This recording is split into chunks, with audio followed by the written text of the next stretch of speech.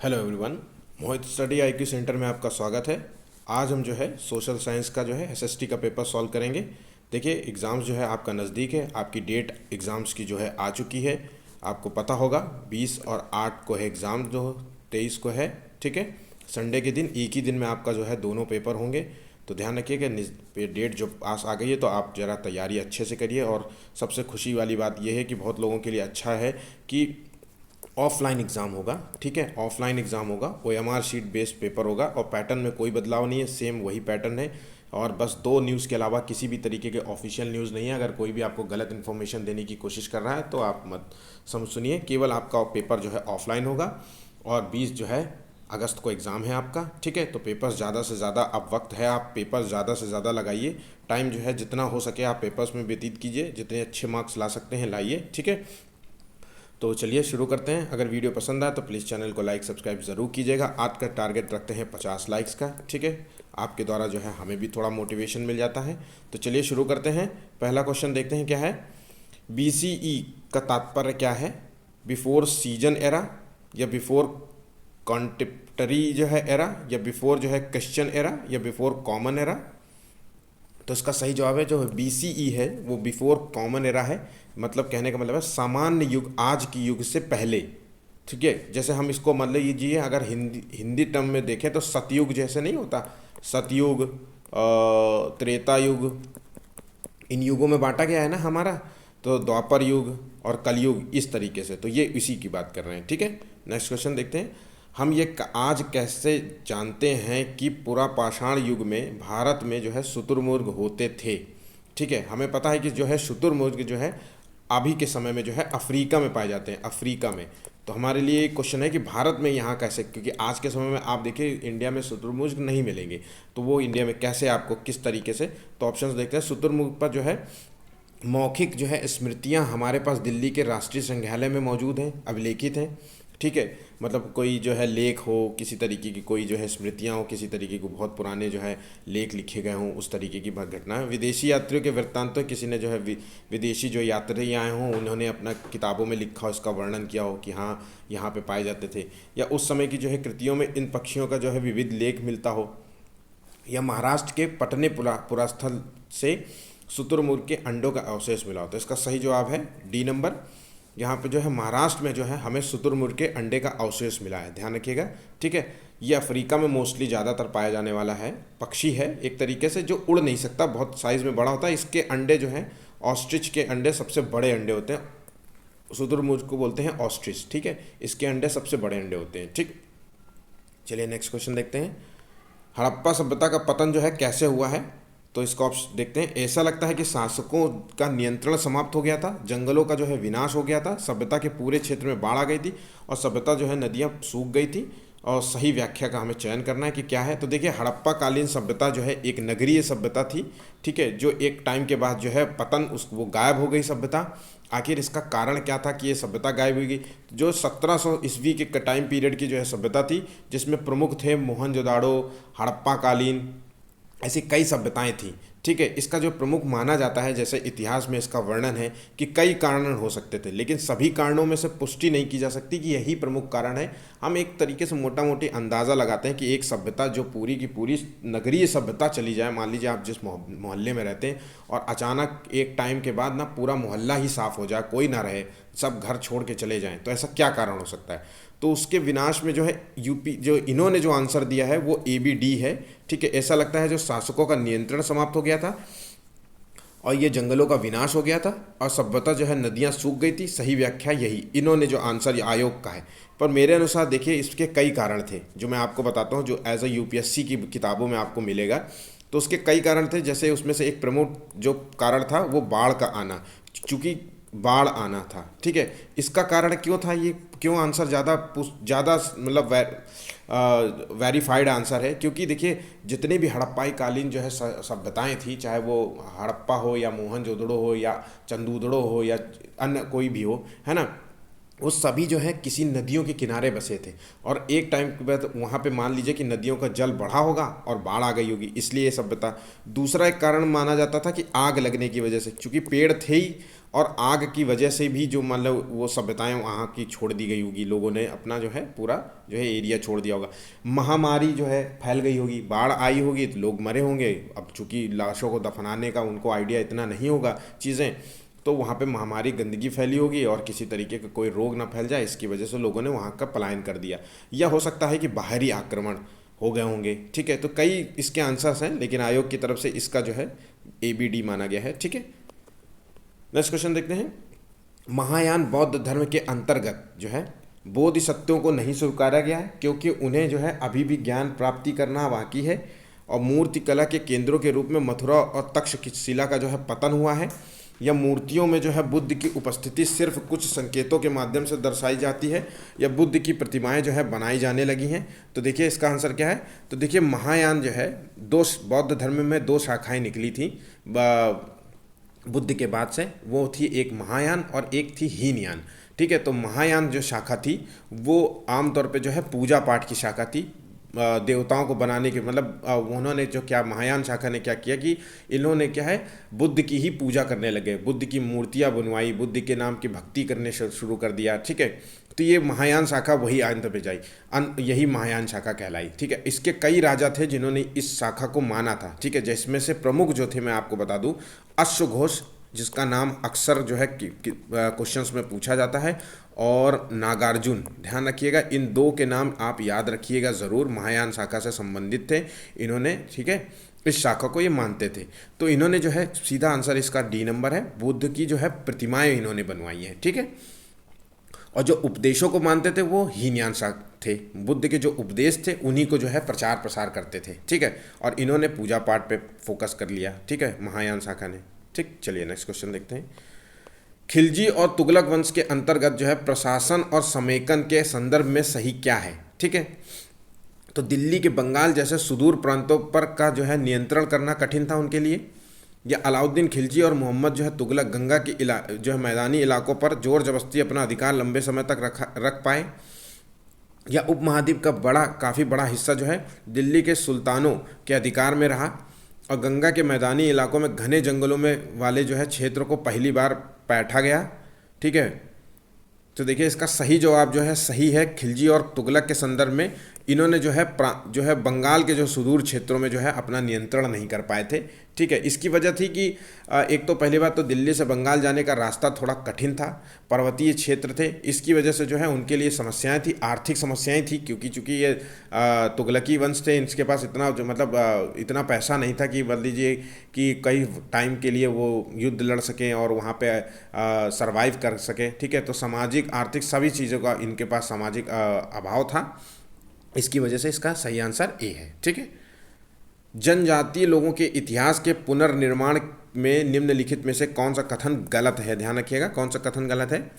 तो जनजातीय लोगों ने जो है समृद्ध रीति रिवाजों और मौखिक परंपराओं का जो है संरक्षण किया, और जनजातीय समाज अपनी विविध किस्मों की ज़रूरतों के लिए एक दूसरे पर निर्भर रहा, और समकालीन इतिहासकार और मुसाफिरों ने जो है जनजातियों के बारे में बहुत कम जानकारियां दी हैं, और अधिकांश जनजातीय समूहों ने जो है लिखित जो है दस्तावेज रखे हैं। तो इसका सही जवाब क्या है। तो ये गलत जो इन्फॉर्मेशन है जनजातियों के संबंध में, वो जनजातीय समूहों ने जो है लिखित दस्तावेज रखे हैं। देखिए जनजातीय समूह में जो है शिक्षा का जो है अहमियत बिल्कुल नहीं थी। ध्यान रखिएगा, शिक्षा ये आखेटक थे।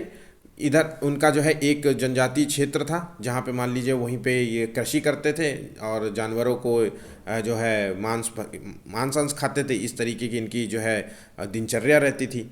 बाकी ये जो है एजुकेशन से इनका कोई संबंध नहीं था। तो जब एजुकेशन पढ़े लिखे नहीं होंगे तो लिखित दस्तावेज कहाँ से लाएंगे, है ना। तो इसका सही जवाब है ये। बाकी जो है देखिए जन समृद्ध रीति रिवाजों, वहाँ पे जो है एक अलग रीति रिवाज रहती थी, उनकी मौखिक परंपराएं रहती थी, उनका वो संरक्षण करते थे। अनेक किस्म की जो है ज़रूरतों के लिए वो एक दूसरे पे निर्भर रहते थे। ठीक है, और मुसाफिरों और जनजातियों के बारे में बहुत कम जानकारियाँ हैं, क्योंकि बहुत लोगों ने कम ही इनके बारे में लिखा है। ठीक है, ये लोग जो जनजातीय लोग थे ये जो है बाहरी लोगों को देख करके उन पर हमला कर देते थे अक्सर। ठीक है, क्योंकि उनका आना जाना उनको पसंद नहीं था। ठीक है, उनका मानना था कि ये हमारे संसाधनों को जो है नुकसान पहुंचाते हैं, ये जल को हमारे नुकसान पहुंचाते हैं, ये हमारे जो है पेड़ पौधों को काटने का प्रयास कर रहे हैं। कई बार ऐसा हुआ भी है। ठीक है, तो ये इन लोगों को जो है ये दीकू कह के बुलाते थे। ध्यान रखिएगा, दीकू कह के बुलाते थे। ठीक है, चलिए नेक्स्ट क्वेश्चन देखते हैं। निम्नलिखित में से क्या प्रतिनिधि जो है लोकतंत्र की विशेषता नहीं है? ध्यान रखिएगा, यहाँ पर लोकतंत्र की विशेषता नहीं है। तो जनता के निर्णय निर्माण की प्रक्रिया में प्रत्यक्ष जो है सहभागिता, या जनता को जो है मतदान का अधिकार, या मतदान द्वारा जो है प्रतिनिधि का चुनाव, और प्रतिनिधियों के हाथ में निर्णय निर्माण की जो है प्रक्रिया। तो इसका क्या सही जवाब हो सकता है? तो देखिए, इसका जो है विशेषता नहीं है, वो जनता के निर्णय निर्माण की प्रक्रिया में जो है प्रत्यक्ष जो है सहभागिता नहीं होती है। हम एक क्षेत्र, निर्वाचन क्षेत्र हमारा होता है, ठीक है, एक पूरे देश में कई निर्वाचन क्षेत्रों में बटा होता है। उस निर्वाचन क्षेत्र में जो है अपना अपना जो है पॉलिटिकल जो है पार्टियां जो है अपना जनप्रतिनिधि उतारते हैं, और उन जनप्रतिनिधियों को हम चुनते हैं कि कौन सा जनप्रतिनिधि हमारे एरिया के लिए सही होगा, ठीक है। फिर वो हमारे जनप्रतिनिधि जो है लोकतंत्र की व्यवस्था के अनुसार जो है संसद में बैठते हैं, ठीक है, और वहाँ पे जो है कानून बनाते हैं, ठीक है, हमारे निर्णय के लिए, हमारे लोगों के लिए कानून बनाते हैं। इसलिए इसको कहा जाता है जनता के लिए, जनता के द्वारा और जनता के साथ की व्यवस्था है, ठीक है, इसे कहते हैं, ठीक। नेक्स्ट क्वेश्चन देखते हैं। भारत में से किस क्षेत्र को जो है छोटा तिब्बत कहा जाता है? सिक्किम, हिमाचल प्रदेश, लद्दाख और अरुणाचल प्रदेश। तो देखिए, छोटा तिब्बत की जो है उपस्थिति देखिए उत्तरी भाग में है इंडिया के। तो ये उत्तरी भाग में देखिए लद्दाख है। तो ये उत्तरी भारत का जो है क्षेत्र है, जो कि ठंडा क्षेत्र है, ध्यान रखिएगा, ठंडा क्षेत्र है। इस क्षेत्र को जो है भारत का तिब्बत भी कहते हैं। इस क्षेत्र को भारत का तिब्बत कहते हैं। कुछ हिस्सा जो है भारत का जो है कुछ हिस्सा चीन के पास है, जिसे हम अक्साई चीन के नाम से जानते हैं। भारत जो है अपना हिस्सा, अपना इस क्षेत्र को अपना मानता है, और चीन तो इसे अपना मान ही रहा है, ठीक है। और इसमें बताने लायक कुछ और है नहीं, ठीक है, बाकी सब चीज़ें आप समझ गए होंगे। चलिए नेक्स्ट क्वेश्चन देखते हैं। भारत में है अपील प्रणाली, किसे कहते हैं? देखिए, अपीलीय प्रणाली जो है, पौनवार्दिक जो है प्रणाली जिसे किसे कहते हैं? ये राज्य कार्यपालिका प्रमुख का सर्वोच्च अपील प्राधिकारी के रूप में कार्यरत होने का प्रावधान, और निचली न्यायालय के आदेश के खिलाफ उच्च न्यायालय में अपील का प्रावधान, और न्यायिक सेवा में आवेदन का प्रावधान, और न्यायालय के आदेश के खिलाफ संसद में अपील का प्रावधान। तो इसका जो सही है, न्यायिक जो है सेवा के आवेदन का प्रावधान, सेवा में जो है आवेदन का, अपीलीय प्रणाली, ठीक है। तो अपील कर, मान लीजिए कि जैसे कि किसी जज ने जो है कोई कानून, मतलब कोई जो है जजमेंट दिया, ठीक है, तो आप अगर उसके खिलाफ, आपको अगर वो जजमेंट नहीं सही समझ में आ रहा है, गलत लग रहा है जमीन, तो उसके खिलाफ जो है आप जाके न्यायिक सेवा में दोबारा जा करके आप जो है आवेदन कर सकते हैं। अगर आपको मान लीजिए निचली अदालतों में जो है आपको निचली अदालत ने जो है आपको कोई जो है सज़ा सुनाई है ना, और आप उसके खिलाफ है कि हमें वो सज़ा नहीं मिलनी चाहिए, गलत है, तो आप हाई कोर्ट जा सकते हैं। अगर हाई कोर्ट ने मान लीजिए वो सज़ा को बरकरार रखा है कि नहीं ये सही है, तो आप सुप्रीम कोर्ट जा सकते हैं। अगर सुप्रीम कोर्ट भी गलत कर देता है, सही देता है, तो फिर भैया जाइए। निम्नलिखित में से कौन सा जो है प्रावदीपीय जो है पठार का लक्षण नहीं है? ध्यान रखिएगा, आपको क्वेश्चंस भी आपको देखिए ऑफलाइन एग्जाम है, तो ऑफलाइन एग्जाम में पढ़ने में भी आपको दिक्कत नहीं होगी, इस तरीके से जो है मार्क करने में दिक्कत नहीं होगी। तो ध्यान रखिएगा, ऑफलाइन एग्जाम देते वक्त जब भी क्वेश्चंस पढ़िएगा, इस तरीके से चीज़ों को की पॉइंट बना करके गोला मार लीजिएगा, नहीं है तो ये चीज़ें आपको फोकस रहेंगी। ध्यान रखिएगा, जरूर जो है इस तरीके से निशान जरूर मारिएगा, ठीक है। तो क्वेश्चन देखिए, निम्नलिखित में से कौन सा जो है प्रायद्वीपीय पठार का लक्षण नहीं है?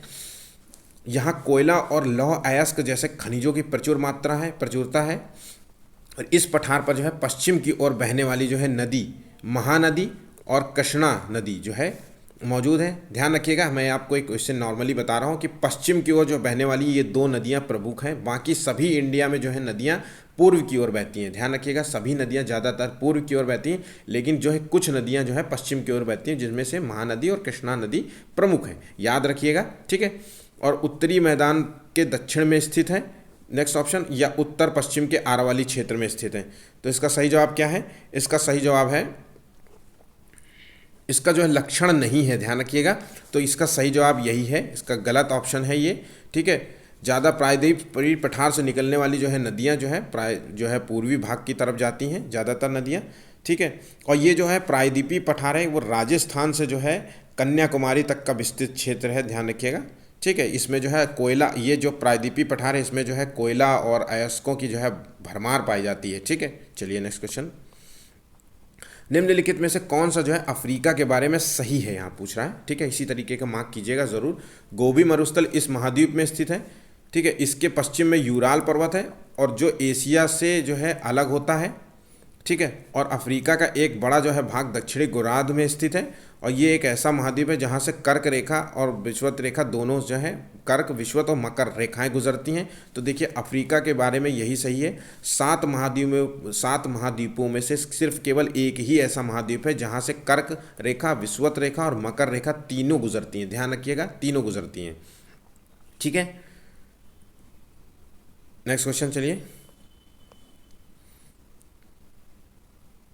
भारत के दक्षिणी भागों विशेषकर जो है तमिलनाडु और आंध्र प्रदेश में जो है शरद ऋतु में वर्षा होती क्यों होती है, ठीक है। तो ध्यान रखिएगा, शरद ऋतु में जो वर्षा होती है वो लौटते हुए मानसून के कारण होती है। ध्यान रखिएगा, क्वेश्चंस पूछा जाता है लौटते हुए मानसून के कारण तमिलनाडु में कब वर्षा होती है, शरद ऋतु में, ग्रीष्म ऋतु में और अन्य ऋतुओं में, ऐसे ऑप्शंस दिया जाएगा। यह हो सकता है कि पूछ ले कि लौटते हुए मानसून के कारण जो है शरद ऋतु में किस राज्य में वर्षा होती है तो ध्यान रखिएगा तमिलनाडु और आंध्र प्रदेश में होती है। चलिए मैं आपके ऑप्शंस देखता हूँ। पवन जो है, जो शरद ऋतु जो पवन होती है, क्योंकि बंगाल की खाड़ी से अरब सागर की ओर बहती है। पवन जो है स्थल भागों से लौटकर अरब की ओर बहती है। पवन स्थल भागों से लौटकर बंगाल की खाड़ी की ओर बहती है। पवन जो है अरब सागर से बंगाल की खाड़ी की ओर बहती है। इसका सही जवाब क्या है? तो देखिए जो पवनें होती हैं वो बंगाल खाड़ी से जो है नमी को लेती हैं, लौटता हुआ मानसून की वजह से जो है बंगाल की खाड़ी में जैसे नमी लेकर के चलती हैं और जो है इन क्षेत्रों में ठंडी शरद ऋतु में वर्षा करती हैं। तो आंसर है बंगाल खाड़ी से अरब सागर की ओर चलती हैं, ठीक है, ध्यान रखिएगा। नेक्स्ट क्वेश्चन देखते हैं क्या है। कायांतरित जो है शैल क्या होती हैं, इसके बारे में बताना है हमें। ABC में इस कथनों से विचार समझिए। देखिए क्या है, तो अग्नेय और अवसादी शैल जो है उच्च ताप और दाब के प्रभाव से जो है कायांतरित शैलों में परिवर्तित हो जाती हैं। और कायांतरित जो है शैल जो है उच्च ताप दाब के प्रभाव से पिघलकर द्रवित मैग्मा बनते हैं। और संगमरमर एक कायांतरित चट्टान है। तो इसका सही जवाब देखिए क्या है। इसका सही जवाब है A और C इसका सही जवाब है। देखिए कायांतरित चट्टानें जो होती हैं वो अग्नेय और अवसादी चट्टानें जो होती हैं, ठीक है। पहले मान लीजिए अवसादी चट्टानें होती हैं, ऐसे समझिए, अवसादी चट्टानें, फिर अग्नेय चट्टान, ठीक है। फिर अग्नेय चट्टानों का भी कायांतरण जब होता है तो वो बनती है कायांतरित चट्टानें, ठीक है। कायांतरित, अब ये जो है इनका कायांतरण होता कैसे, तो उच्च ताप और दाब के प्रभाव से ये होती हैं, बदल जाती हैं, ठीक है।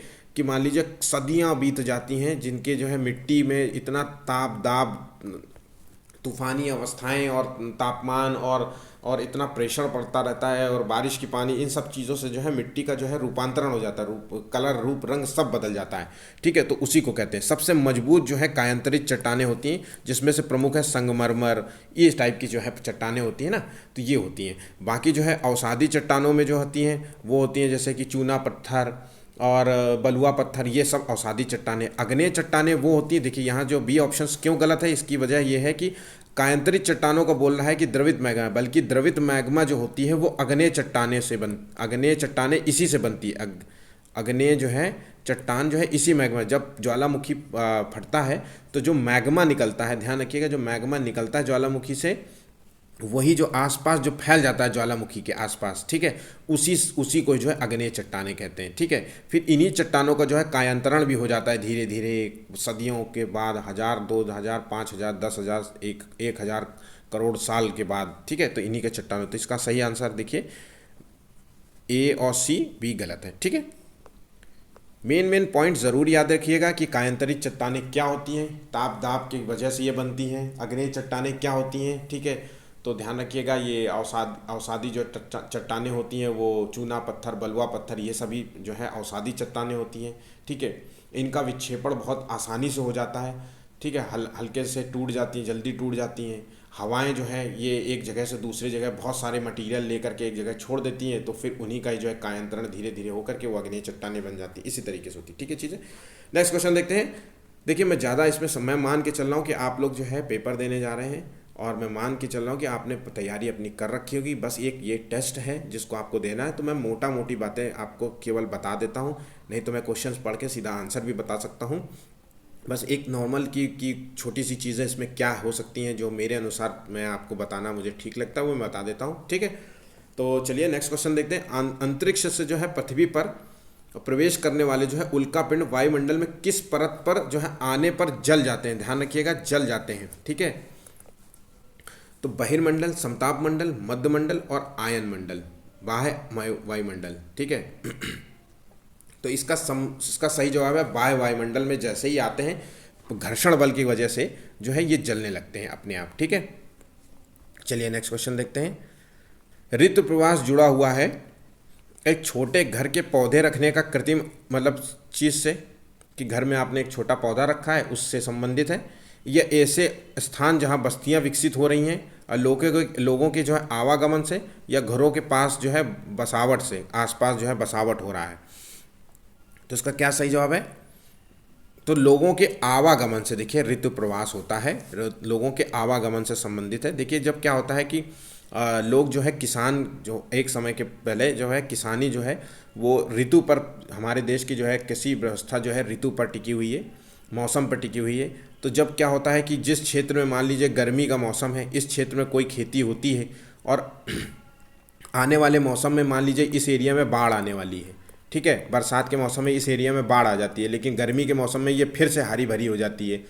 तो लोग क्या होते हैं कि जब गर्मी में जो खेती करने के बाद जब बरसात आती है तो लोग इस क्षेत्र को छोड़कर किसी अन्य क्षेत्र में चले जाते हैं, उसी को कहते हैं ऋतु प्रवास। फिर पुनः वापस इसी क्षेत्र में आ जाते हैं। ठीक है, जब ये पुनः जो है पानी से हट जाता है। ठीक है, तो इसी को कहते हैं, लोगों के आवागमन से संबंधित है ऋतु प्रवास का संबंध। ठीक है।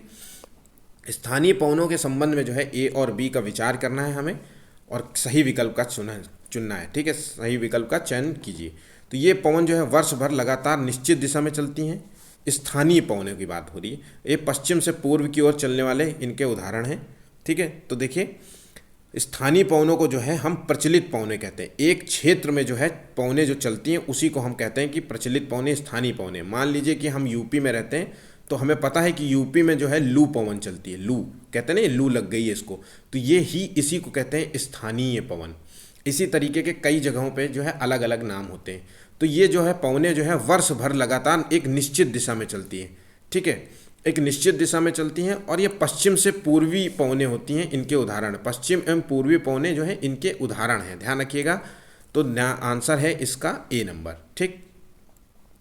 और ये जो है पवने जो होती हैं आमतौर पे स्थानीय पवने जो है पृथ्वी के घूर्णन से प्रभावित होती है। ये अपने घूर्णन के कारण जो है अपने मार्ग से हट जाती हैं, ध्यान रखिएगा। और हम जब पूरे ग्लोब के दृष्टि से देखें अगर स्थानीय पवनों के बारे में, तो जो है उत्तरी गोलार्ध है, जैसे ये उत्तरी गोलार्ध है और ये दक्षिणी गोलार्ध है। तो उत्तरी गोलार्ध में जो है इसकी स्थिति होती है दाईं ओर। ठीक है, दाईं ओर इसकी स्थिति होती है और एंटी क्लॉकवाइज एक तरीके से कह सकते हैं। ठीक है, और दक्षिणी गोलार्ध में दाईं ओर ये मुड़ती हैं, ध्यान रखिएगा, एंटी क्लॉकवाइज। और जो दक्षिणी गोलार्ध में जो है ये क्लॉकवाइज जाती हैं डायरेक्शन में, इनकी पवनों की जो दिशा की बात हो रही है। ठीक है, तो ध्यान रखिएगा उत्तरी गोलार्ध में इनकी दिशा होती है एंटी क्लॉकवाइज और दक्षिणी गोलार्ध में इनकी दिशा होती है क्लॉकवाइज। ठीक है, और ये पश्चिमी और पूर्वी पवनों के इसके उदाहरण हैं। ये नाम याद रखिएगा, पश्चिमी और पूर्वी पवनों के उदाहरण है। भारत के संदर्भ में, उत्तर प्रदेश के संदर्भ में लू इनका नाम है, लू पवने भी चलती हैं और भी बहुत सारी पवने हैं। ठीक है, और ये वर्ष भर चलती है, एक निश्चित दिशा में चलने वाली पवने। ठीक है, ऐसा नहीं है कि आज लू चल रही है यहाँ और कल कहीं और चल रही होगी। ठीक है, चलिए नेक्स्ट क्वेश्चन देखते हैं। ब्राज़ील के कंपोस और वेनेजुएला के लानोस उदाहरण है किस चीज़ के उदाहरण? मोस्ट इंपॉर्टेंट क्वेश्चन है, ध्यान रखिएगा। ठीक है, इसको याद रखिएगा ज़रूर। मैं जो बातें तथ्य इसमें बताऊंगा वो भी आप याद रखिएगा। ये उष्णकटिबंधीय घास के मैदान क्षेत्र हैं, यह भूमध्य सागरीय वनस्पति है, यह शीतोष्णकटिबंधीय घास के मैदान क्षेत्र है, यह टुंडा जो है प्रकार की जो है वनस्पति है। तो जो है ब्राज़ील कंपोस और ब्राज़ील में जो है जो घास, ये एक उष्णकटिबंधीय घास के मैदान है जिसका ब्राज़ील में नाम है कंपोस और वेनेजुएला में बोलते हैं इसे लानोस, ध्यान रखिएगा। ठीक है, और भी अन्य जगह हैं जहां इनको नाम से जानते हैं। तो देखिए ऑस्ट्रेलिया में, ध्यान रखिएगा, मोस्ट इंपॉर्टेंट फैक्ट है जो केवल ये ज़रूर पूछा जाता है, ऑस्ट्रेलिया में इसे बोलते हैं डाउन्स, ध्यान रखिएगा, डाउन्स। ठीक है, ये घास के मैदान होते हैं छोटे छोटे बारीक, जैसे ना हमारे घर के बाहर जो घास लगी रहती है उसी तरीके की हरी भरी घास होती है। ठीक है, तो पेड़ नहीं होते इसके अंतर्गत। तो ये घास के मैदान में बहुत अच्छे दिखते हैं, खूबसूरती। आप देखिए आमतौर पे जो है अमेरिका में देखते हैं आप, पिक्चरों में जब देखते हैं तो उनके यहाँ घास के मैदान बहुत दिखते हैं। अपने इंडिया में घास के मैदान नहीं है। ठीक है, देसी घास जो उगती नॉर्मली, ऑस्ट्रेलिया में इसी तरीके, तो ऑस्ट्रेलिया में इसको डाउन्स कहते हैं, ध्यान रखिएगा। और अमेरिका में अगर बात करें हम, तो अमेरिका में इसको बोलते हैं प्रेयरी, ध्यान रखिएगा, प्रेयरी याद करिएगा, बहुत ज़रूरी इंपॉर्टेंट है। और अर्जेंटीना में इसे घास के मैदान बोलते हैं, याद करिए, किसी को अगर याद हो तो उसे बोलते हैं प्रेरी और पंपास, पंपास, ठीक है, अर्जेंटीना में से। और दक्षिण अफ्रीका में अगर इसे साउथ अफ्रीका में इसे बोलते हैं वेल्ड, ध्यान रखिएगा वेल्ड, ठीक है, वेल्ड है। और मध्य अफ्रीका में इसी घास के मैदान को जो बोलते हैं सवाना, ध्यान रखिएगा, मध्य अफ्रीका में इसी घास के मैदान को बोलते हैं सवाना, सवाना घास के मैदान। तो ये जितने भी मैंने पॉइंट्स बताए हैं, अगर आपको नहीं याद है तो इसको कॉपी में लिख सकते हैं, बहुत इंपॉर्टेंट है। चलिए नेक्स्ट क्वेश्चन देखते हैं। जलवायु के संबंध में जो है कथन ए और बी पर विचार करना है, सही कथन का हमें चुनना है, ठीक है। तो जलवायु जो है वायुमंडल में प्रतिदिन होने वाला जो है परिवर्तन है, और किसी स्थान की जलवायु सिर्फ उसकी ऊंचाई और उच्चावच पर निर्भर करती है। तो ये दोनों ही कथन देखिए सही हैं, ध्यान रखिएगा, ये दोनों ही कथन सही हैं, ठीक है। हमें जो है कोई किसी भी स्थान की जो जलवायु है वहाँ की ऊंचाई और उच्चावच वहाँ की हवाओं पर निर्भर करती है कि क्या है, वहाँ पे नमी वाली हवाएं चल रही हैं। जैसे समुद्र के पास अगर समुद्री एरिया है, ठीक है, तो समुद्री एरिया तो देखिए समुद्र से उठी नमी है वो जा कर के तटीय क्षेत्रों में वर्षा कर देगी। आप जैसे देखिए तमिलनाडु हो गया और मुंबई हो गया, यहाँ अक्सर कभी भी बेमौसम बरसात होने लगती है, ठीक है। तो ये इस पर भी निर्भर करता है, ठीक है। नेक्स्ट क्वेश्चन देखते हैं। दिए गए लक्षणों में से ए और बी के आधार पर जो है ऊर्जा स्रोतों की पहचान करनी है। तो देखिए ऊर्जा स्रोत ये एक परंपरागत ऊर्जा स्रोत है, हमें आंसर बताना है कि परंपरागत ऊर्जा स्रोत कौन सा है। ये ऊर्जा स्रोत तब निकलती है जब अपरिष्कृत जो है तेल, जब हम तेल जो है कच्चा तेल जब हम ज़मीन से धरातल से निकालते हैं, ध्यान रखिएगा, कच्चा तेल अनप्योरीफाइड जो है तेल होता है ना। तेल का मतलब पेट्रोल, केरोसिन, इस टाइप की चीज़ों को। तो ये कौन सी चीज़ है? तो देखिए भूतापी ऊर्जा से कहते हैं, मोम कहते हैं, बायोगैस कहते हैं, या फिर प्राकृतिक गैस कहते हैं। इसका सही जवाब बताइए क्या हो सकता है? तो इसका सही जवाब है डी नंबर, ठीक है। ये एक प्राकृतिक गैस है, ठीक है।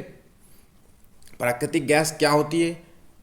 तो ये प्राकृतिक गैस होती है जैसे मीथेन, आपने कई बार पढ़ा होगा, मीथेन, प्रोपेन, ब्यूटेन, ठीक है, ब्यूटेन, और जो है ईथेन, मीथेन और ईथेन, ये सभी जो है प्राकृतिक गैसें हैं। और जब जब जो है धरातल से जो है हम तेल निकालते हैं तो ये सभी गैसेस जो हैं एक मात्रा में निकलती हैं, ठीक है, जिनका हम संरक्षण कर, जिनको हम निकाल करके फिर आगे जाकर के प्रयोग करते हैं, ठीक है। भारत का जो है शोध संस्थान जो है मैत्री कहाँ अवस्थित है? Europe, Asia, Australia, Antarctica. तो देखिए ये एक शोध संस्थान है, ध्यान रखिए, रिसर्च सेंटर है जो अंटार्कटिका में स्थित है, और ये दूसरे नंबर का शोध संस्थान है भारत का। मतलब इससे पहले एक और शोध संस्थान खोला जा चुका है, तो वो है, भारत ने टोटल 3 शोध संस्थान खोले हैं। तो पहला जो शोध संस्थान, ये दूसरा है, ध्यान रखिएगा, ये दूसरा है। पहला जो शोध संस्थान खोला था उसे कहते हैं दक्षिण गंगोत्री, याद रखिएगा, दक्षिण गंगोत्री।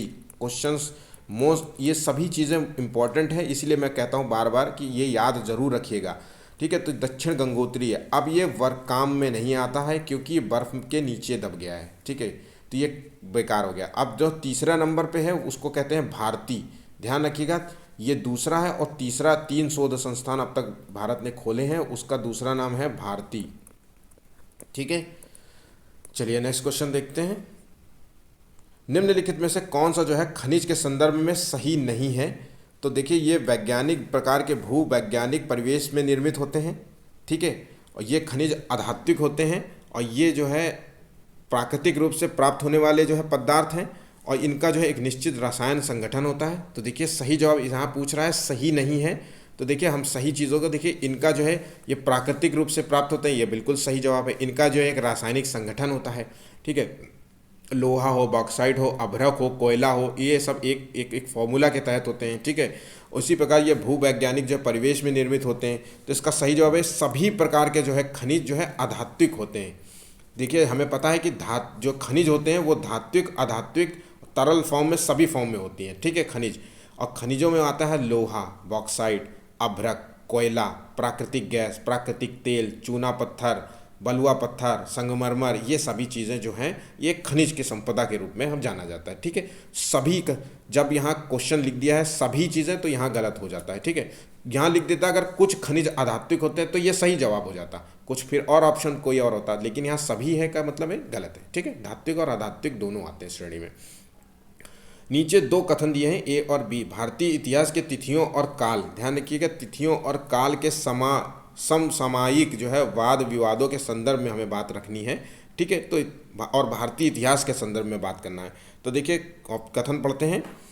हिंदू मुस्लिम ब्रिटिश जैसी कालावधि उपयुक्त है क्योंकि शासकों का जो है धर्म ही एकमात्र महत्वपूर्ण जो है ऐतिहासिक परिवर्तन रहा है। कथन बी जो है लंबी समयावधि में घटित होने वाली जो है ऐतिहासिक प्रक्रियाओं को जो है निश्चित तिथियों और काल विभाजनों के अंतर्गत लाना समस्यात्मक है। तो इसका सही जवाब है बी नंबर है। ए गलत है, ध्यान रखिएगा, और बी इसका सही जवाब है, ठीक है। किसी भी काल भारतीय इतिहास में हम 3 भागों में हम उसको कालावधियों में नहीं बांट सकते, ठीक है। एक लंबी समयावधि में घटित होने वाली जो है ऐतिहासिक प्रक्रियाएं होती हैं जो एक निश्चित काल में, और उसके उस काल को जो हम कई विभाजनों में हम बांटते हैं, ठीक है। यही इसका सही जवाब है। नेक्स्ट क्वेश्चन देखते हैं। ब्रिटिश काल से पहले जो है बच्चों को पढ़ाया जाता था। ब्रिटिश काल से मतलब जो है अंग्रेज के आने से पहले जो है देश में किस तरीके क्या पढ़ाया जाता था। साल भर जो है फसल की कटाई के समय छोड़कर जब वे खेत में काम करते थे, वार्षिक परीक्षा के माध्यम से मूल्यांकन, सरकारी संस्थानों में पढ़ाया जाता था, एक निश्चित फीस लेकर पढ़ाया जाता था। तो इसका देखिए सही जवाब है ए नंबर। साल भर जो है खेती किसानी के बारे में ही बताया जाता था। आमतौर पे पढ़ाई का इतना बड़ा महत्व तो नहीं था, एजुकेशन सिस्टम हमारे यहाँ था नहीं। जब अंग्रेज आए थे तब हमने कुछ चीज़ें जो है एजुकेशन सिस्टम हमने जाना कि क्या है, किस तरीके से हम चीज़ों को जो है बेहतर अपने मतलब इंसानों का जो है बेहतर प्रयोग कैसे कर सकते हैं। देखिए अंग्रेज जब आए थे तो कुछ नुकसान तो हमें हुआ ही हुआ, लेकिन हमें कुछ सामाजिक फ़ायदे भी हुए। जैसे हमारे सामाजिक फ़ायदे हुए, आर्थिक फ़ायदे भी हुए, राजनीतिक फ़ायदे भी हुए, सभी फ़ायदे हुए। नुकसान हमें उससे भी ज़्यादा हुआ। नुकसान की दृष्टि से हम अगर देखें तो हमारा धन की दृष्टि से हमारा जो आर्थिक नुकसान ज़्यादा हुआ। कहते हैं करीब करीब हमारे देश का जो है 70% जो है धन जो है उनके पास चला गया था। 70% नहीं भी माने तो भी हम मान के चलते कि 50% जो है धन उनके पास चला गया था, ठीक है। लेकिन सामाजिक दृष्टि से देखें तो कई परिवर्तन आए थे। जैसे देखिए सती प्रथा कानून को जो है इन्होंने ही ख़त्म किया था, नहीं तो लोग समझिए कि सती प्रथा के तहत कितना अत्याचार होता होगा, है ना। या नर बलि हत्याएँ होती थी, ठीक है। जैसे लड़कियां हो गई तो मार दिया जाती थी, ठीक, या विधवा विवाह नहीं होने दिया जाता था। तो ये तरीके से जो बहुत सारे सामाजिक परिवर्तन है, आर्थिक परिवर्तनों के रूप में जब ये आए तो खेती के नए तरीके जो है विकसित हुए। जैसे नील की खेती हुई तो बहुत लोगों को फ़ायदा भी हुआ। नुकसान ये हुआ कि नील की खेती जब हुई अगर ब्रिटेन में इसका रेट नहीं मिलता तो ये लेने से मना कर देते थे, ठीक है। तो वाणिज्यिक कृषि को बढ़ावा मिला यहाँ पर। जैसे कॉफ़ी हो गया, चाय के हो गया, तो चाय भी तो ब्रिटेन ही लेके आए थे। तो कई फ़ायदे हुए, कई नुकसान हुए, ठीक है। अब ठीक नेक्स्ट क्वेश्चन देखते हैं। सामाजिक विज्ञान के पाठ्य चर्चा को अधिक समावेशी बनाने में निम्नलिखित में से कौन सहायक हो सकता है, ठीक है। सही जवाब देना है हमें। तो देखिए ऑप्शंस पढ़ते हैं। पाठ्य चर्चा को जेंडर संबंधित मुद्दों से जोड़ना, हमें देखिए सामाजिक विज्ञान में जो है अधिक समावेशी बनाना है, ठीक है। तो देखिए पाठ्य चर्चा में जो है जेंडर संबंधित जो है मुद्दों को शामिल करना, लड़का लड़की के मुद्दे कई जो होते हैं और जो है सभी तरीके के मुद्दों को जो है शामिल करना होता है। कक्षा में जो है एक रूप जो है निर्देश एवं एक निश्चित जो है शिक्षण शैली होनी चाहिए, ठीक है। या विभिन्न स्रोतों को शामिल करना जो है आधिकारिक और निम्न वर्गीय प्रसंगों के, और एक परीक्षा पत्र जो है सभी शिक्षार्थियों के लिए होना चाहिए। तो क्या होना चाहिए देखते हैं, इसका सही जवाब है।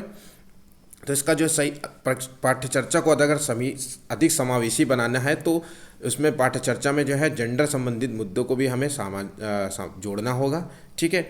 और हमें जोड़ना होगा, विभिन्न स्रोतों को शामिल करना होगा, आधिकारिक एवं निम्न वर्गीय प्रसंगों के, ठीक है। तो इसका सही जवाब है ए और सी। एक परीक्षा पत्र जो है सभी विद्यार्थियों के लिए होना चाहिए, सभी विद्यार्थियों के लिए एक ही परीक्षा पत्र, ये बिल्कुल जो है तर्क संगत बात नहीं होती है, ठीक है। एक कक्षा में जो है एक रूप निर्देश और एक निश्चित शिक्षण प्रणाली, देखिए यहाँ निश्चित शिक्षण प्रणाली का प्रयोग किया जा रहा है और यहाँ पे सभी शिक्षार्थियों के लिए एक ही तरीके की व्यवस्था की बात हो रही है, इसलिए ये गलत हो जाता है, ठीक है। देखिए क्वेश्चंस को गौर से समझिए, आंसर ना भी पता होगा तो भी आप आंसर्स लगा लेंगे। चीज़ों को गौर से, की पॉइंट्स को जरा मैच करने की कोशिश कीजिए कि क्या हो सकता है ना। जहाँ सभी हो, केवल हो, है ना, इन जैसे चीज़ों के लिए जो है जो अक्सर जो है गलत होते हैं, इनके जैसे ये शब्द अगर लिखे होते हैं तो अक्सर आंसर इनके गलत होते हैं, ठीक है। विद्यार्थियों को विवेचनात्मक होना जो है क्यों सीखना चाहिए, ठीक है। तो ये समझने के लिए कि मुद्दे उनकी खुद की ज़िंदगी से कैसे जुड़े हुए हैं, एक रूप समशील जो है दृष्टिकोण की कद्र करने के लिए और कमियों को इंगित करने के लिए एवं लगभग सभी चीज़ों को दोष जो है दर्शी होने के लिए और समाज में यथा स्थिति बनाए रखने के लिए। तो इसका सही जवाब क्या है? तो देखिए इसका सही जवाब है जो है क्यों होना चाहिए विवेचनात्मक, ये समझने के लिए कि मुद्दे जो है उनकी खुद की ज़िंदगी से कैसे जुड़े हैं। तब विवेचन का क्या मतलब है? अच्छा, यहाँ बहुत सारे बच्चे सोच रहे होंगे विवेचनात्मक का क्या मतलब है। देखिए किसी विषय के जो है सभी पक्षों को समझना, विवेचन सोचना मतलब किसी विषय के बारे में सभी पक्षों को समझना और उसमें जो है उसके तथ्यों को, छुपे हुए तथ्यों को जानना और उसमें विचार करना, इसी को कहते हैं विवेचना। ठीक है, ध्यान रखिएगा। जैसे सत्य और असत्य की बात हो रही तो ये विवेचना करना पड़ेगा कि क्या सही है और क्या गलत है। तर्क और वितर्क में जो है विचार करना हो रहा हो तो यहाँ तो ठीक है, इसका संदर्भ में आप आंसर इसका ए लगाएंगे। निम्नलिखित उदाहरणों से जो है विविधता को दर्शाने वाले उदाहरण का चयन करें। रघु जो है सुरेश को फुटबॉल की टीम में शामिल नहीं करना चाहता है क्योंकि वो समाज के एक खास समुदाय से आता है। गरीब हो सकता है, वो किसी जातिगत समुदाय से हो सकता है, ये है ना, या आदिवासी समुदाय से हो सकता है, बहुत सारे किसी भी समुदाय से आता हो, एक खास समुदाय से आता है। परितोष को बंगला अच्छी आती है, वहीं जो है सुचिता हिंदी बोल पाती है। यहाँ विविधता को दर्शाने वाला हमें उदाहरण देना है। सरोज को स्कूल जाने का मौका मिला जबकि निर्मला को स्कूल जाने का मौका नहीं मिला। और एलन एक गरीब परिवार से वास्ता रखता है जबकि साइमन का परिवार जो है बहुत अमीर है। तो देखिए इसका सही जवाब है विविधता को प्रदर्शित करने का एक बेस्ट उदाहरण यही है कि परितोष नाम का जो लड़का वो बंगाली अच्छी जानता है, उसको बंगाली आती है, और वहीं पर सुचिता जो है नाम की एक लड़की है, उसको हिंदी बोली अच्छी जाती है। ठीक है, तो विविधता मतलब है डाइवर्सिटी मतलब अलग अलग तरह की चीज़ें जो होती हैं कि एक जो है जैसे भारत के संदर्भ में देखा, भारत जो है विविधताओं का देश है जहाँ पे अनेक धर्म, अनेक भाषा, अनेक शैलियाँ बोली जाती हैं, अनेक रूप रंग के लोग रहते हैं। ठीक है, तो वो चीज़ जब यहाँ एक रूप रंग के लोग, अनेक रूप रंग के लोग जो है एक साथ मिल करके रहते हैं तब उसमें एकता आती है। ठीक है, तो यहाँ पे आंसर जो है बी सही है। नेक्स्ट क्वेश्चन देखते हैं। स्कूल के जो है सामाजिक विज्ञान के शैक्षणिक जो है भ्रमण में जीरो और बोमडिला नामदफा राष्ट्रीय उद्यान गलत लिखा है। ठीक है, उद्यान जो है उद्यान शायद ऐसे ही लिखा जाएगा। उद्यान तवांग और लिसांग गांव को जो है शामिल किया गया। किस माध्यम से विद्यार्थियों को आप भ्रमण करने के लिए 2 राज्यों में इंकित करेंगे, मतलब कहाँ लेके गए हैं या समझने के लिए। देखिए इसका आंसर बहुत सिंपल है।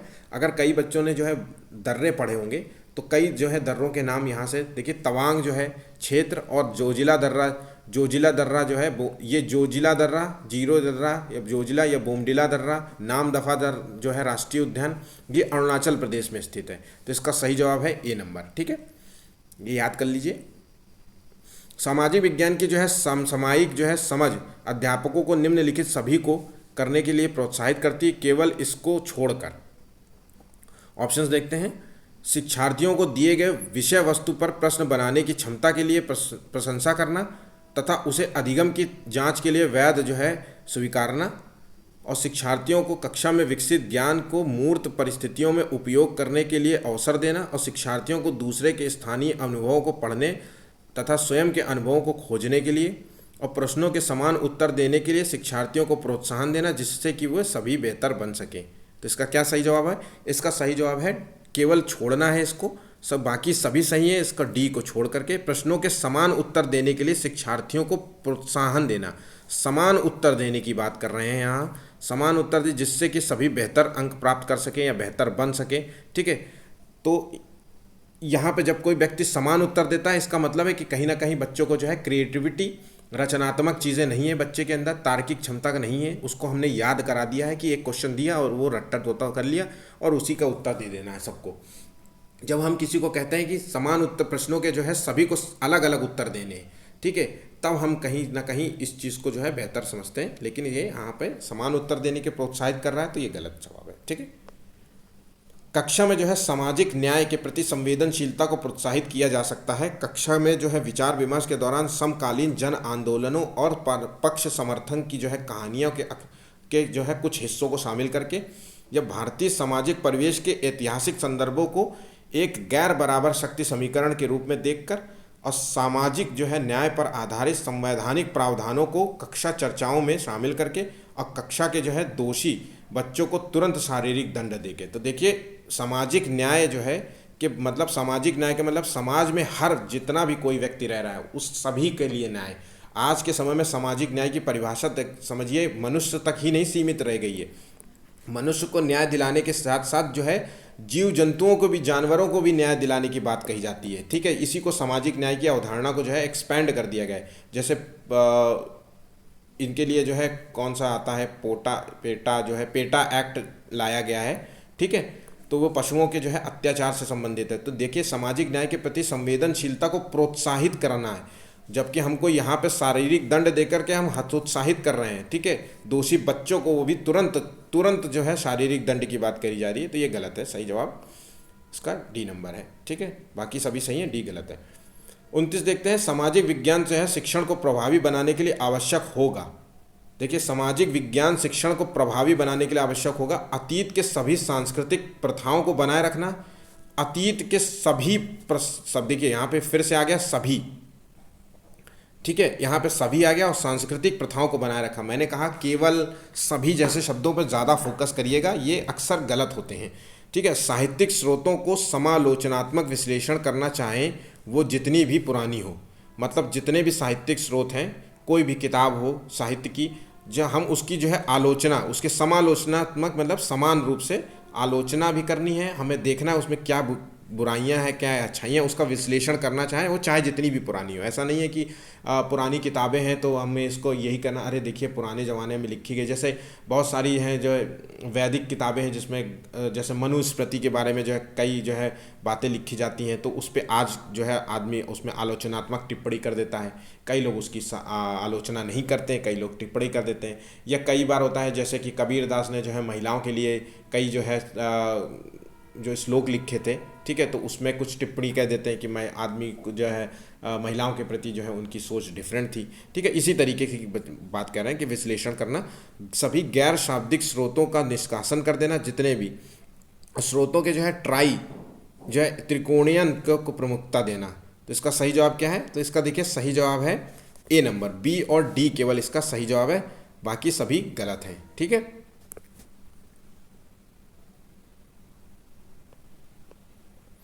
निम्नलिखित में से जो है जेंडर रूढ़िवादिता का उदाहरण नहीं है। क्वेश्चंस को इस तरीके से निशान जरूर मारिएगा। अक्सर क्वेश्चन आपने अगर 2 भी क्वेश्चंस गलती कर दिए इसको पढ़ने में, रीड करने में, तो आपकी बहुत बड़ी गलती है। ठीक है, नेक्स्ट चलिए पढ़ते हैं क्वेश्चन। हालांकि जो है लड़के कक्षागत चर्चा में दबदबा बनाने का प्रयास करते हैं, लेकिन लड़कियों एवं लड़के दोनों की सहभागिताओं को प्रोत्साहित किया जाता है। देखिए हमें जेंडर रूढ़िवादिता को उदाहरण नहीं देना है। ठीक है, कक्षा में अनुशासन बनाए रखने के लड़कों और लड़कियों को अलग अलग पंक्तियों में बिठाना, सिर्फ लड़कों को फुटबॉल टूर्नामेंट में भाग लेने के लिए प्रोत्साहित किया जाना, और सिर्फ लड़कियों को कक्षा का बोर्ड जो है सजाने के लिए कहना। देखिए सजाने के लिए कहना क्योंकि ये मान के चलते हैं कि लड़कियां ही केवल सजावटी कामों में अच्छी हो सकती, लड़के नहीं हो सकते। ठीक है, कई बार जैसा होता है कि लड़कियों को ही वो जो रंगोली बनाने को कह दिया जाता है। ठीक है, लड़कों को जो है फुटबॉल क्रिकेट खेलने के लिए प्रोत्साहित किया जाता है, लड़कियों को इंडोर गेम्स के लिए चेस खेलिए आप, और इस तरीके की गेमों के लिए प्रोत्साहित किया जाता है ना। तो इसका सही जवाब देखिए क्या है, तो इसका सही जवाब है ए, उदाहरण नहीं है, बाकी सभी जेंडर रूढ़िवादिता का उदाहरण है। ठीक है, नेक्स्ट क्वेश्चन देखते हैं। कक्षा में जो है सामाजिक न्याय के प्रति जो है संवेदनशीलता को प्रोत्साहित किया जाता है, तो इसका सही जवाब चुनना है। सामाजिक न्याय के प्रति संवेदनशीलता को कक्षा में विचार विमर्श के दौरान जो है समकालीन जन आंदोलनों और पक्ष जो है समर्थक की कहानियों को, ये फिर से रिपीट हो गया है। इसका सही जवाब जो है मैंने पहले बताया था, इसका डी है सही जवाब। ठीक है, ए बी और सी है जो है 2, सिर्फ केवल इसमें गलत ये है, बाकी सभी इसके सही जवाब हैं। ठीक है, तो नेक्स्ट क्वेश्चन देखते हैं। इतिहास जो है शिक्षण शास्त्र का प्रयास करेगा कि इतिहास का निर्माण स्रोतों पर आधारित होता है, और इतिहास जो है सामाजिक जो है प्रक्रियाओं में निरंतरता और बदलाव को खोजें होती हैं। यह इतिहास जो है व्याख्यानों के विभेदों को संलग्न हो तथा प्रमुख जो है समुदाय के विचारों को अनुमोदित करे। इतिहास घटनाओं को एक काल विशेष के सामाजिक राजनीतिक संदर्भों में रख के देखें। तो इसका सही जवाब क्या है? तो इसका सही जवाब है, देखिए इसका सही जवाब क्या है,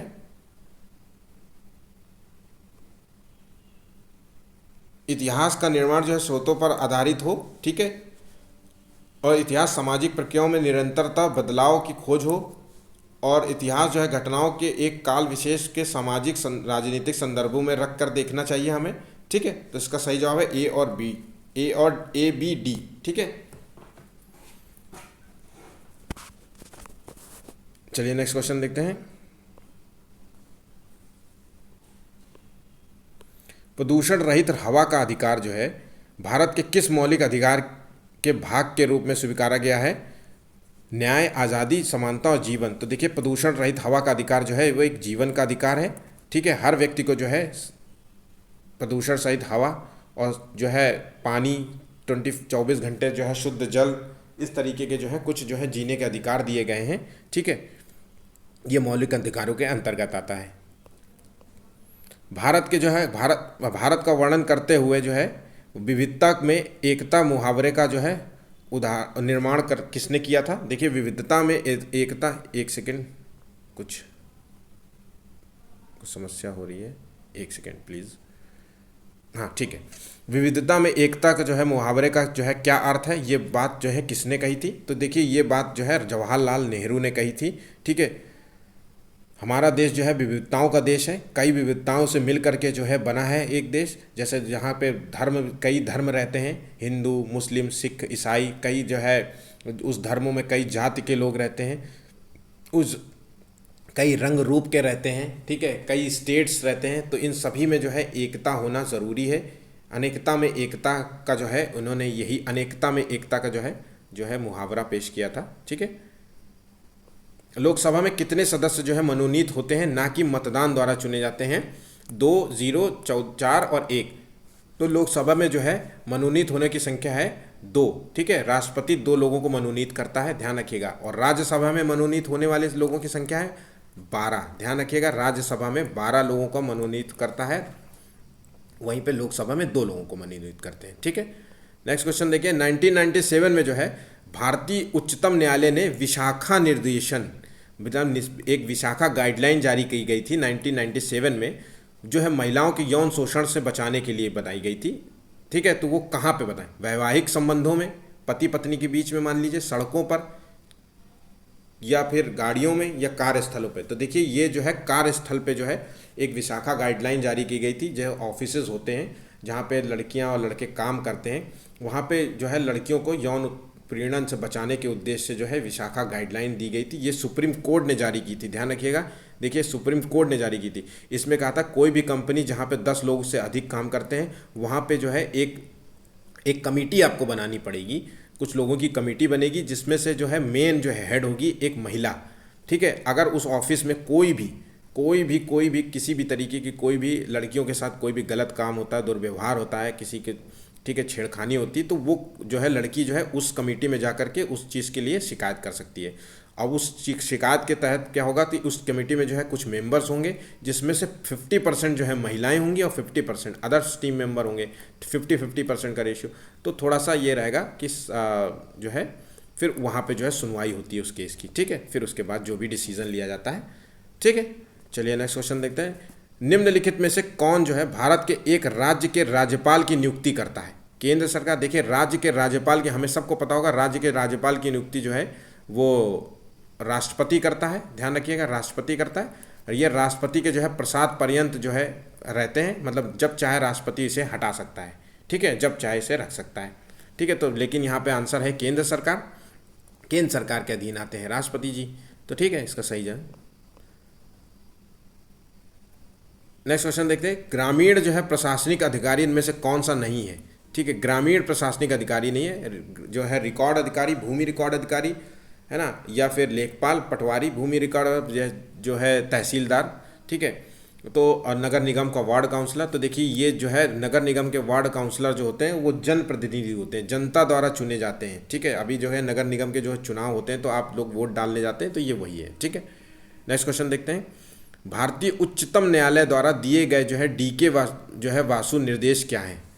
ठीक है, तो देखिए घरेलू हिंसा में महिलाओं के बचाव के निर्देश, या गिरफ्तारी, नज़रबंदी और पूछताछ के दौरान जो है पुलिस द्वारा जो है पालन की जाने वाली प्रक्रियाओं से जुड़े, और कार्यस्थल पर यौन उत्पीड़न के रोकथाम के लिए और बच्चों के जो है हानिकारक रोजगारों के बचाव के निर्देशन के लिए।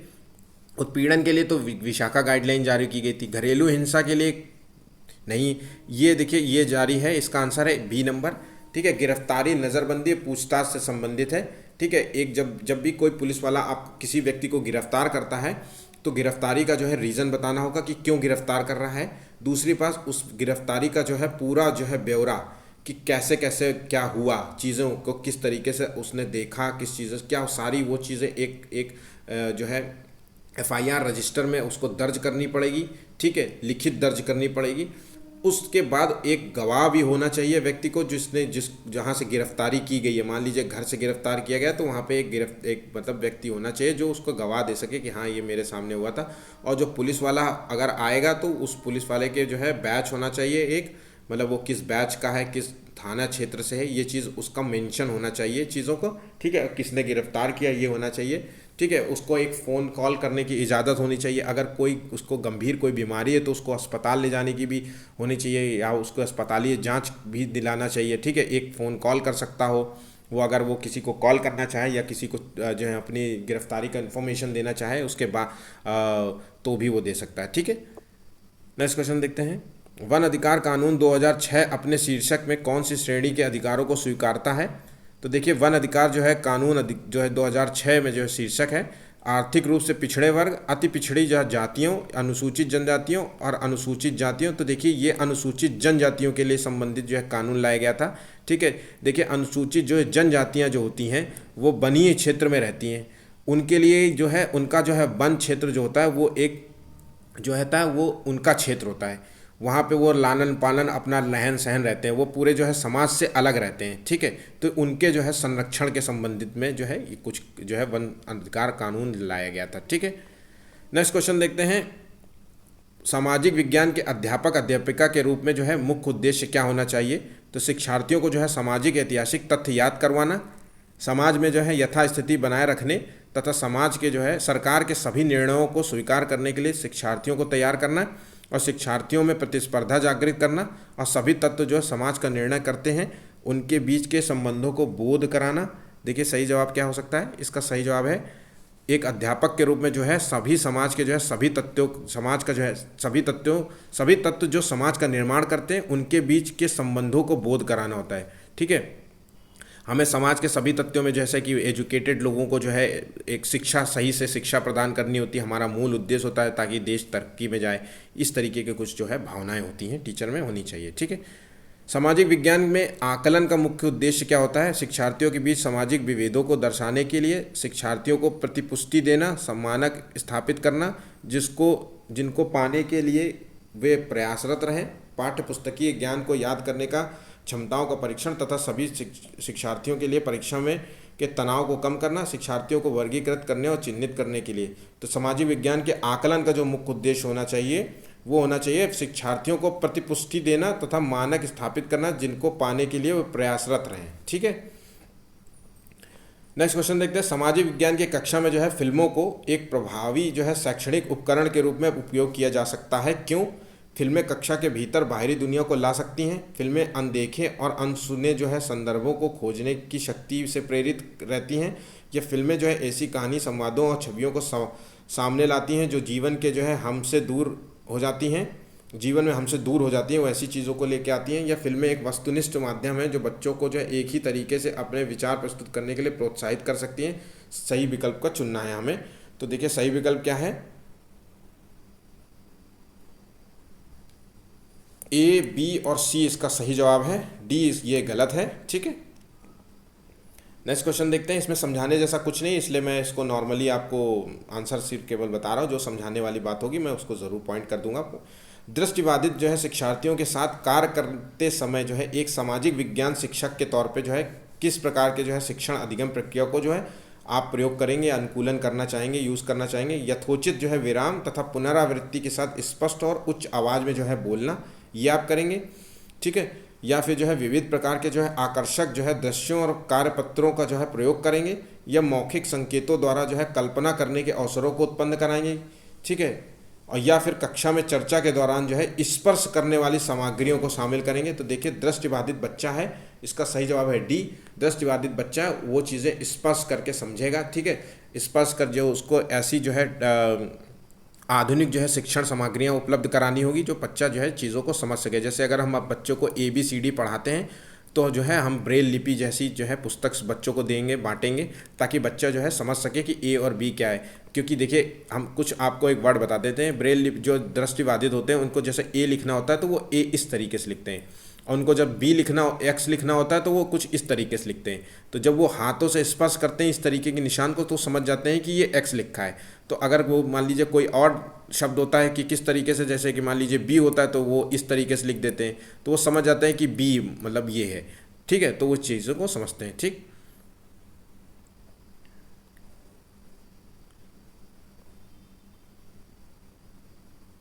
तो देखिए दृष्टिबाधित, एक सेकेंड में कुछ कंफ्यूज हो रहा हूँ इस चीज़ में, हाँ ठीक है। दृष्टिबाधित जो बच्चा है, ठीक है, तो इसमें जो है हम यथोचित विराम और पुनरावृत्ति के साथ स्पष्ट, आप देखिए जो दिखने में, जिसको देखने में समस्या हो रही है, जो देख नहीं पा रहा है, हम उसको जो है ऐसी जो है किताबें देंगे, ऐसी किताबें मुहैया कराएंगे, ठीक है, जिससे वो बच्चा जो है उन किताबों के माध्यम से सीख सके। और जब चूंकि उसको देखने में समस्या है, कानों से समस्या नहीं है, तो उसको हम स्पष्ट भाषा में बात करेंगे, स्पष्ट भाषा में सुनने के लिए प्रोत्साहित करेंगे, ठीक है। ऊंची आवाज़ में हम बात करेंगे, थोड़ा तेज़ आवाज़ में हो सकेगा तो हम आगे, सबसे आगे वाली क्लासरूम में बैठा लेंगे ताकि बच्चा जो है सुने सही से, चीज़ों को समझे, ठीक है। तो इसका ए बी आंसर इसका सही है। विविध प्रकार के जो है आकर्षक जो है दृश्यों वाली जो है कार्यपत्रों का प्रयोग करेंगे। हो सकता है बच्चे का जो है दृष्टिबाधित है, हो सकता है बहुत चीज़ें जो है बच्चा देखने में, मतलब चीज़ें दिखती हो, 3D चीज़ें इमेज देख सकता है, या हो सकता है कुछ इमेजेस वो देखने में आसान हो, तो इस तरीके की चीज़ें मौखिक संकेतों के द्वारा, कि मान लीजिए हम हाथ के मूवमेंट से उसको समझाने का प्रयास करेंगे कि देखिए इसका तो वो एक बेहतर ऑप्शन नहीं माना जाएगा, ठीक है।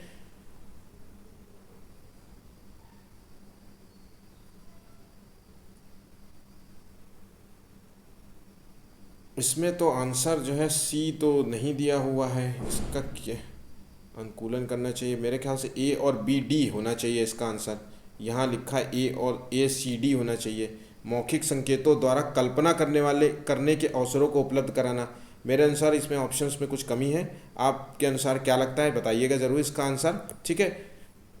मेरे अनुसार ए बी डी इसका सही जवाब है। आप लोग बताइएगा इसका आंसर क्या हो सकता है, ठीक है। चलिए 44 का आंसर ज़रूर दीजिएगा। शिक्षार्थियों के जीवन से अधिगम को जोड़ने के प्रयास में जो है सामाजिक विज्ञान के शिक्षक को चाहिए कि विषय वस्तु में जो है विविध सांस्कृतिक जो है दृष्टिकोण को जो है जानबूझ एवं सुस्पष्ट शामिल करें, या कक्षा में जो है शिक्षार्थियों को उनके निजी एवं पारिवारिक संदर्भ से चिन्हित करना, शिक्षार्थियों के अपने उदाहरण और अनुभवों को जो है कक्षा में साझा करने के लिए मौका देना। तो देखिए क्या सही जवाब है, ये सी नंबर है, ठीक है। ऑप्शंस दिया यहाँ लिखना भूल गए हैं, सी, ठीक है। तो इसका सही जवाब देखिए क्या है,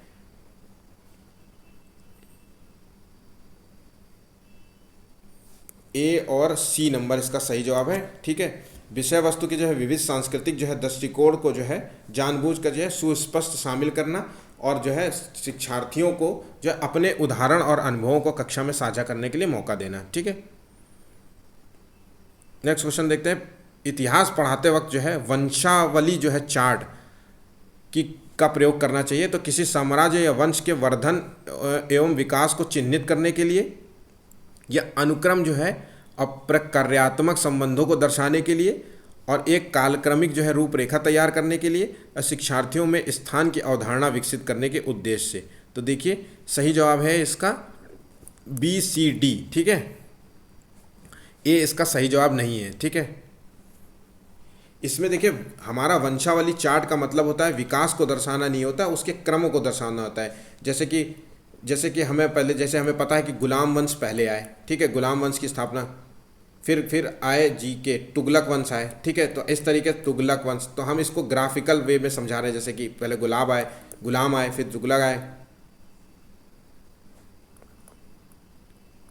नहीं फिर खिलजी आए, माफ़ कीजिएगा, मैं पहले जो है गुलाम वंश आए, फिर खिलजी वंश आए, GKTSL मैंने कभी इसी तरीके से याद किया था। तो गुलाम वंश आए, फिर खिलजी वंश आए, फिर तुगलक वंश आए, फिर जो है एस का क्या है, और एल जो है लोधी वंश आए, ठीक है। तो इस तरीके से जो है सीरीज़ एक बनाई गई है ताकि जो है समझने में आसानी हो। ठीक है, अनुक्रम और प्रक्रियात्मक संबंधों को दर्शाने के लिए, क्रमिक जो है क्रम समझने के लिए, और जो है शिक्षार्थियों के स्थान की अवधारणा कि कौन किसके स्थान पर क्या था। ठीक है, यहाँ पे विकास को जो है चिन्हित नहीं करता है। तो बी और सी डी इसका सही जवाब है। आज जो है कुछ क्वेश्चंस जो है रिपीटेड थे। तकरीबन मैंने आज के जो है पेपर में 50 क्वेश्चंस कराए हैं, ध्यान रखिएगा 50 क्वेश्चन।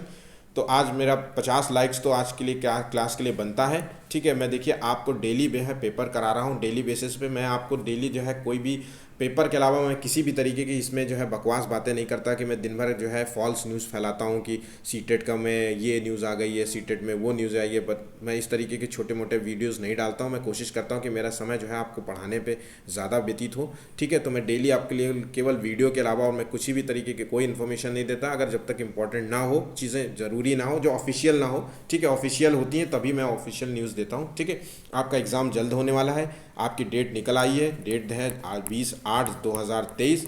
ठीक है, संडे के दिन आपका एग्ज़ाम है, एक ही दिन में दोनों हैं होंगे पेपर। तो ध्यान रखिएगा पेपर ऑफलाइन होगा, OMR सीट पे बेस्ड होगा पेपर। ठीक है, तो पैटर्न में किसी तरीके का कोई बदलाव नहीं लाया गया, ध्यान रखिएगा कोई नहीं। तो पढ़ाई अच्छे से करिए, पेपर ज़्यादा से ज़्यादा लगाइए। मैंने इतने पेपर करा दिए हैं कि अगर आप डेली पेपर लगाएंगे तो भी आप पूरे दिन पेपर नहीं लगा पाएंगे, पूरे महीनों में पेपर नहीं लगा पाएंगे। और मैं डेली आपको पेपर अभी आगे कराता रहूँगा। ठीक है, तो चीज़ों को ज़्यादा से ज़्यादा पढ़िए जितना हो सके। अगर वीडियो पसंद आया तो प्लीज़ चैनल को लाइक सब्सक्राइब ज़रूर कीजिएगा। आज का टारगेट है 50 लाइक्स का। धन्यवाद।